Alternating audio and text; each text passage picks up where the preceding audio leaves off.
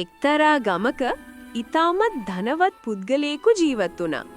ඔහුගේ විශාල නිවස තුල රන්, රිදී සහ මුදල් අතිවිශාල ප්‍රමාණයක් තිබුණා. මෙම වස්තු ආරක්ෂා කිරීම සඳහා මුරකරුවන් කිහිප දෙනෙකුම රාත්‍රී දිවා නොබලා සේවය කළා. නමුත් මේ ධනවතාට ඔවුන්ටත් වඩා විශ්වාස කළ විශේෂ මිතුරෙකු හිටියා. ඒ තමයි ඔහුගේ ආදරණීය බලුපැටියා. ධනවතා බලුපැටියාට දරුවෙකුට වගේම ආදරය කළා. දහවල් කාලේ බලුපැටියා නිවස ඇතුළත හිටියා. රාත්‍රී වුණාම ඔහු ගෙවත්තට වී නිවස මුර කළා. බලුපැටියා මුරකරුවන්ටත් වඩා හොඳින් තමන්ගේ කාර්යය ඉටු කළා. එක දවසක් දක්ෂ හොරෙකු මුරකරුවන්ට හොරෙන් ගෙවත්තට ඇතුළු වුණා. මුරකරුවන්ව ඔහු මගෑරියත් බලුපැටියාගෙන් බේරෙන්න නම් පුළුවන් වුණේ නැහැ. බලුපැටියා නොනවත්වාම බුරන්න පටන් ගත්තා. කලබල වුණු හොරා පැන ගියා. මුරකරුවන් හොරා පසුපස දුවද්දිත් ඔහු අල්ලා ගන්න ලැබුණේ නැහැ. බලුපැටියා තවමත් බුරමින් හිටියා. මෙම කලබලය ඇසූ ධනවතා නින්දෙන් නවදි වී එළියට ආවා.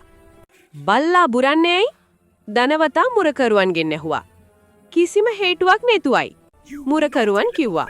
කෝපයටපත් වූ ධනවතා බලුපැටියාට පහර දී කූඩුවට දැම්මා. බලුපැටියාට බොහෝම දුක හිතුණා. කිසිවක් නොකියා ඔහු කූඩුවට වී නිදාගත්තා. දින කිහිපයක් ගියාට පස්සේ එම හොරා නැවතත් නිවසට ඇතුළු වුණා. මුරකරුවන්ට නොපෙනුනත් බලුපැටියා හොරා දැක්කා. පෙරද වගේ කලබල නොකර බලුපැටියා නිශ්ශබ්දව බලා හිටියා. හොරා රන්, රිදී එකතු කරගන්නතුරු. හොරා පැන යන්නට සූදානම් වූ මොහොතේ බලුපැටියා එක්වරම බුරන්න පටන් ගත්තා.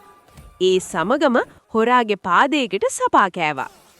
මුරකරුවන් දුවගෙන ඇවිත් හොරා අල්ලා ගත්තා. හොරා කියපු දේ හැමෝටම ඇස්සරිලා. පෙර දවසෙත් මම ආවා. බල්ලා බිරුව නිසා මට පැන ගන්න වුණා. ධනවතාට තමන් කරපු වැරද්ද තේරුණා. පසුදින මුරකරුවන් රැකියාවෙන් ඉවත් කරලා සියලුම ආරක්ෂාව විශ්වාසවන්ත බලුපැටියාටම පෙවරුවා.